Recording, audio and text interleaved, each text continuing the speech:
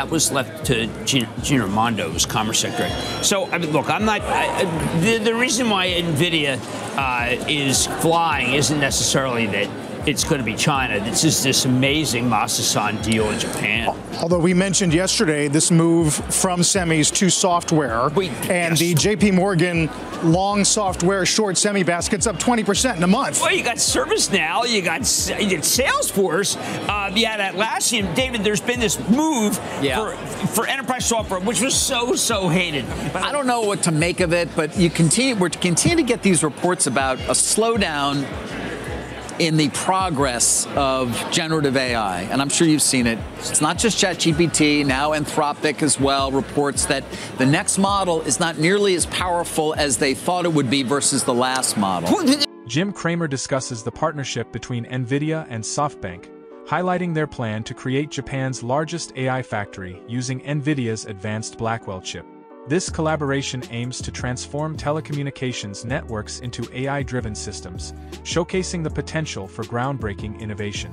He also emphasizes Nvidia's focus on robotics, which could address Japan's demographic challenges and reshape global labor market. Cramer suggests that robots may replace most physical labor within a decade, presenting significant economic and societal implications. While acknowledging concerns about slower progress in generative AI, Cramer defends Nvidia's leadership, emphasizing the company's role in driving productivity and innovation.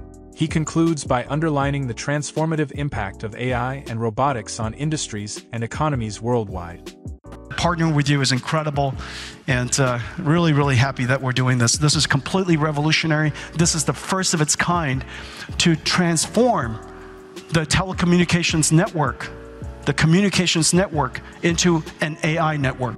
When we return, Nvidia and SoftBank collaborating on AI, Jensen Huang and Masa-san sharing a lighthearted moment at Nvidia's AI Summit in Tokyo earlier today. Many of you probably don't know this, but at one point, Masa was the largest shareholder of Nvidia. Oh.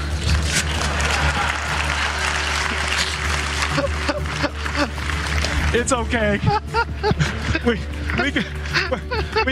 we can cry together. A lot of times the issue is Taiwan. And when it's such a hot button with President Xi that you say, listen, Taiwan should be fully recognized, that's what he hates.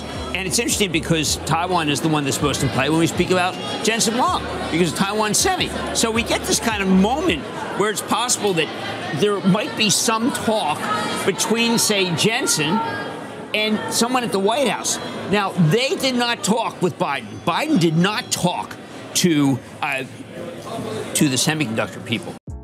This ties into Jensen's longstanding view that every sovereign's going to want their own basket. And I think that's terrific. Now, the key thing people have to recognize when he talked last night for this talk, he's talking about the idea of a digital AI and then also a physical AI. And the physical AI is really interesting because what Jensen is saying that they have the best chance at developing robotics.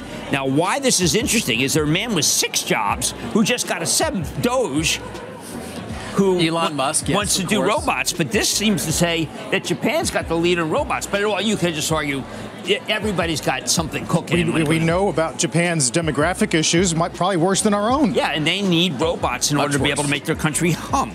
I think that robots may be the solution. David will like this. I'm just going to provoke him. If there are, let's say a more aggressive policy in terms of shutting down immigrants under, say, the next president, they need these robots. Well, there is going to be a more aggressive policy. We don't know how aggressive it's going to be in terms of the deportations. We have to see, and that could eliminate jobs that are being done now. To your point, I don't know if the robots are yet ready to replace people who are putting roofs on homes or which also doing agricultural jobs. As Jensen told me, anything they can do physical. Anything we can do physical, they can do better. Doesn't it make you wonder what kind of weaker job prints the president-elect is willing to tolerate? Oh, boy, that is someone really who's as market-focused as we believe is? That's very interesting. I don't think he's sitting here thinking if the 10-year goes lower in yield, the market will go up. I think he's just thinking about productivity. Right. And the productivity from robots is incredible. And David's quite wrong. The robots, according to Jensen, will be able to do things that will shock you. and dangerous things. That's because the advancement of these, like, unlike what these crybabies are talking about in terms of how slow the advancement is with Jensen's you mean beyond factory manufacturing, kind of what, physical labor? What are you talking about? I think that almost all physical labor could be done by robots in 10 years. In how many years? 10 years. 10 years. Okay. That is going to have huge ramifications on the working You know, class. when Jensen told me that they can do anything, I couldn't. What are you going to say to him? Hey, you're dead wrong, I was partner. promised an autonomous vehicle 4 years ago. Yeah, and I sat here stupidly talking about 2020. We'll all be driving around. Well, if I read one more thing about how the quid pro quo is that Doge comes in there and gets $2 billion out, and in return, $2 trillion. we get AI. $2 billion. $2 billion. You can do that with you can write a check for that. Yeah. But there are many stories which just say, look, this is now that he's close to the president, he's going to get AI, and he's going to be able to do self-drive. All right, that's Dogecoin, not the Department of Government Efficiency. Wow, that's a good one. Easy mistake. Maybe they should have just invested in that. Put up the 10-year. I want to do the 10-year versus Dogecoin because we talk about the 10-year a lot. I'm going to get us back to stocks for a second, guys. What's that based on? Have you spent a lot of time with Jensen like I have? Well, this morning it's a 4 byline piece in Bloomberg. Thank you. 3 of the leading AI companies are now seeing diminishing returns from their costly efforts to build newer models. Okay, so they're about to get video. The guy who's the front runner is Mark Zuckerberg. His ads, I don't know if you've seen it. I mean, he is crushing it using the latest and greatest. These are people who basically would like to see prices lower. It's bargaining. It's the art of the deal. Right. It's the art of the deal. There's the story that Carl's referencing. They all love. This may be a short time, a short-term snafu of some kind on Have you looked the at longer Meta trajectory, AI? or maybe it means something. What, you've looked at Meta AI? Meta AI is going to be the largest by the end of the year. With Llama? You mean their large language model? Yes, and that's I open find sourced? that I've been going to Meta for anything that is remotely cultural. Like when I hear that there's like these, like Live Nation. Yeah. They have like a list of people who's coming to Brooklyn, the Paramount in Brooklyn. I met AI to all of them. You get up-to-the-minute information there on that? Depends if it's not finished. Because ChatGPT 4.0, which I was paying for, it's October of 23. Well, I mean, anything past then, you're out of luck. I asked them to summarize a call last night because I didn't want to read it. Yeah. It said the call hadn't happened yet. So that's suboptimal. I have not incorporated it into my workflow the way many people have, but that's on me.